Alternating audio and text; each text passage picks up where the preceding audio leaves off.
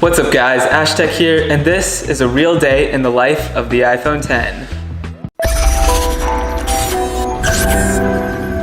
For those who haven't seen videos like this before, this is actually one of my favorite type of videos because you're going to be spending the entire day with me and the iPhone X. And we're going to see how it's used in the real world. So we're going to be testing out a lot of different things like the display, camera, Face ID, and a whole lot of other features. But most importantly, we're going to be testing out the battery life today. So let's go ahead and see how it does. So right now I got the iPhone X charging here on a wireless charger because that's one of the new features, which we will talk about later, but we're going to get that to 100% and then we're going to take off. So right now we got the phone to 100%. So we're gonna go ahead and get started with our day. And to actually start with, we're gonna be going to Ikea, but I woke up this morning with a lot of emails. So we're gonna go over and show you how the new typing is with the big display. So as you guys can see, when we use a third-party app like Gmail, you'll see that there's these two black bars here. So you pretty much have the normal keyboard without those two black bottoms. So right now it looks like a normal iPhone. When we go into an app like iMessage, say, you have the full screen. So what Apple decided to do is separate the emoji and voice from the actual keyboard. So now those are both on the bottom. And since this is the stock keyboard, the emoji button sends you straight to the emoji panel. However, if you had third-party keyboards, it would be a globe and allow you to customize how you want to change through different keyboards. The voice is obviously the speech-to-text feature, and that's going to be in your bottom right corner. So other than that, it's pretty much the same. So that's how typing is with this big screen. And as you guys can also see, we are using a case on this iPhone because anyone in their right mind would with that glass back. So normally you definitely want to pick one of these up before you even use your phone, because without it you are definitely going to be dealing with some really dangerous situations. So for me, I'm going to the iPhone X straight from the iPhone 7 Plus. I didn't make the transition to the iPhone 8 or 8 Plus in between, and that's because, as I've said in previous videos, I didn't think it was worth it. I think going straight to the iPhone X was a much better option. Other than that though, the size of the iPhone 7 Plus, as you can see, is much bigger relative to the iPhone X. However, the iPhone X does have a bigger display. So in saying so, the iPhone 7 Plus, after using the iPhone X for weeks, seems a little bit weird and it seems really big. And honestly, the button doesn't, I don't miss the button that much. So right now we're waiting for our breakfast. We went to Tim Hortons, and I got to start by giving a huge shout out to my boys over at the Columbus Blue Jackets for getting us this free donut for their win yesterday. So that was pretty nice. While we wait for our food, we're actually going to talk about the video screen a little bit. So as you can see here while we wait for our food. So as you guys can see, the video doesn't currently take up the entire screen on apps like YouTube and Netflix. So you're going to get these two black bars here when you watch the video.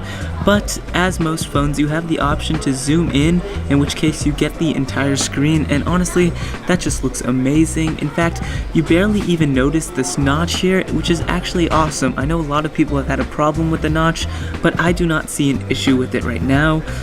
It definitely looks amazing. Obviously, when you zoom in and out, you can see that there are parts of the video that is cut out when you do the zoom, but honestly, those are the corners and the top, so you're not really missing out on a lot of information.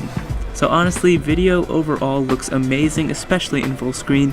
You really get to notice the full bezel-less display like this, and honestly, I'm telling you guys, the notch is not an issue.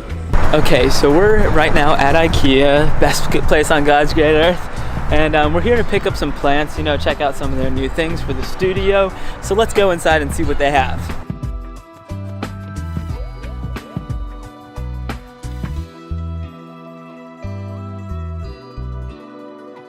So now we're going to test the portrait mode back camera feature on the iPhone X. So let's go ahead and take a picture of this right here.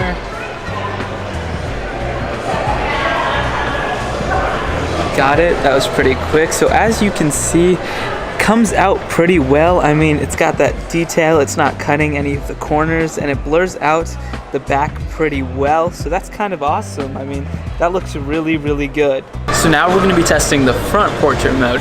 Now there's been a lot of things said about the front portrait mode, how the Pixel might be better, so let's see how this plays out. So let's just...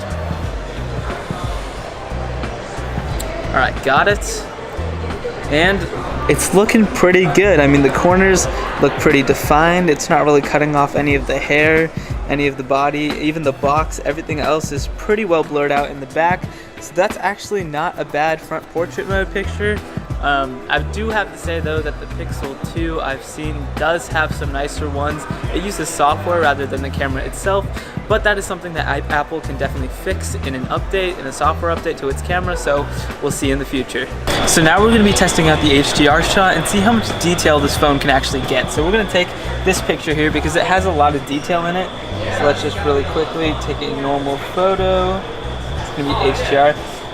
Wow, see, that looks really good. So when you zoom in on these, you are literally getting amazing detail at the full zoom. You can see the people on the streets.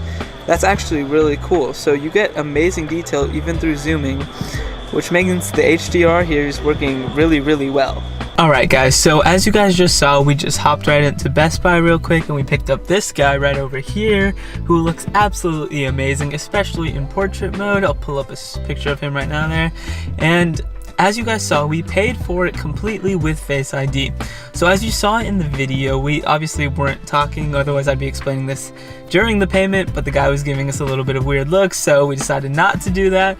But I will explain it now. So the process was very, very fast. You saw all we had to do was hold up our phone, just double tap to pull up the phone cards just like this, and you get your Apple Pay show up. And then once you do that, you just go ahead and it'll scan your face in less than a couple seconds and the payment will be complete. So it's a very easy process. Personally, I thought it was a lot faster than Touch ID usually is.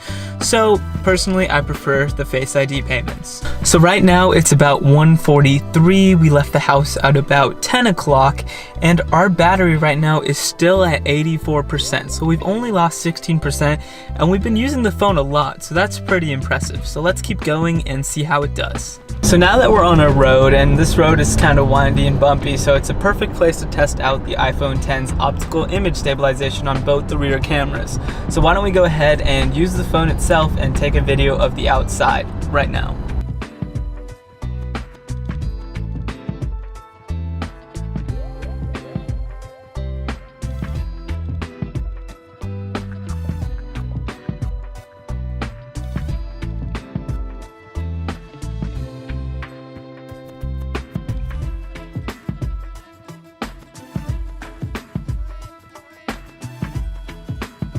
So we've just been scrolling through Walmart real quick and we came across these, and these are bright sequin. So let's see how a picture of these looks.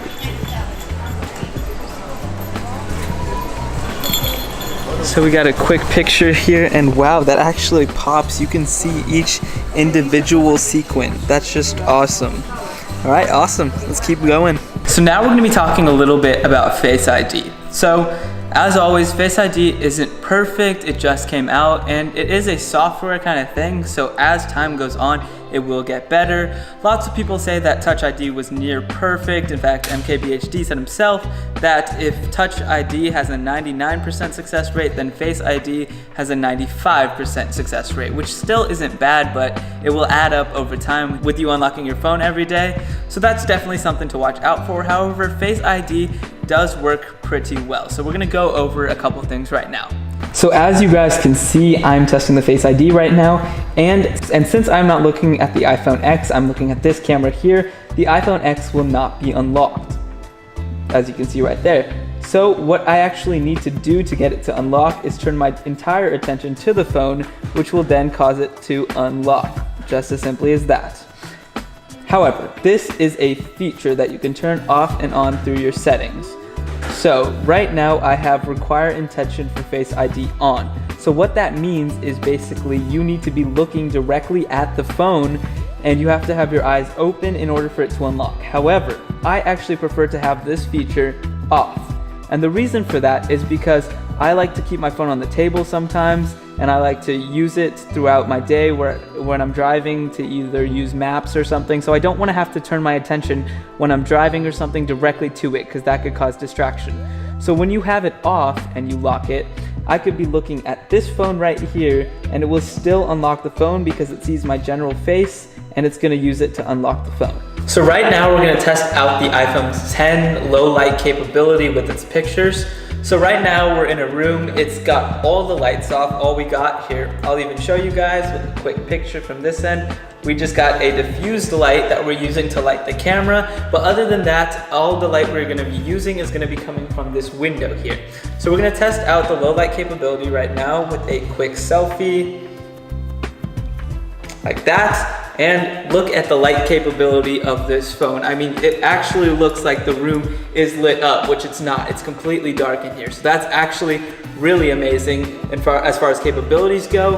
And as far as the back camera goes with the low light capabilities, let's test this out too, and you'll actually be able to see it itself. So completely dark room.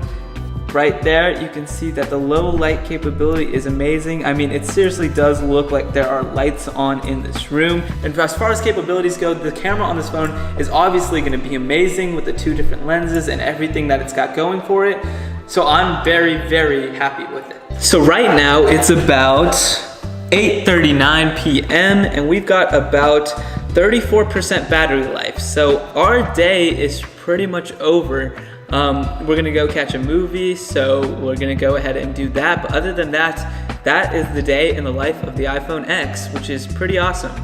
And that was pretty much my day. So overall, I think the iPhone X is an amazing phone. And while there's still a lot of things that Apple needs to fix and there's a lot of getting used to, it makes it feel like an entirely new device, which is not a feeling you usually get when you buy Apple products, with the generationals usually having very small changes. Now, the pictures on this phone to start with looked absolutely flawless throughout the day. There were little corner issues on the portrait mode, selfies, and the back, but usually they looked amazing.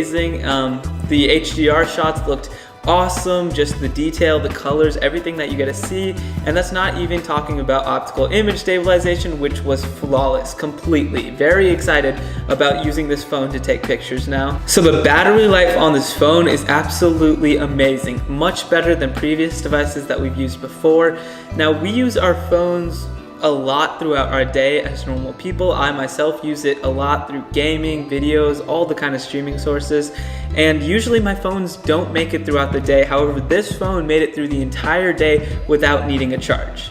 Now, there obviously are a lot of people who use the phone a lot more than I do, but those people are able to charge it throughout the day. I mean, this phone has wireless charging, it has fast charging, you can charge it in your car, at home, anywhere you want to, and it charges very, very fastly, so you have that option. Throughout our day, we did not use it because we wanted to see the entire day and see if it would last it without charging.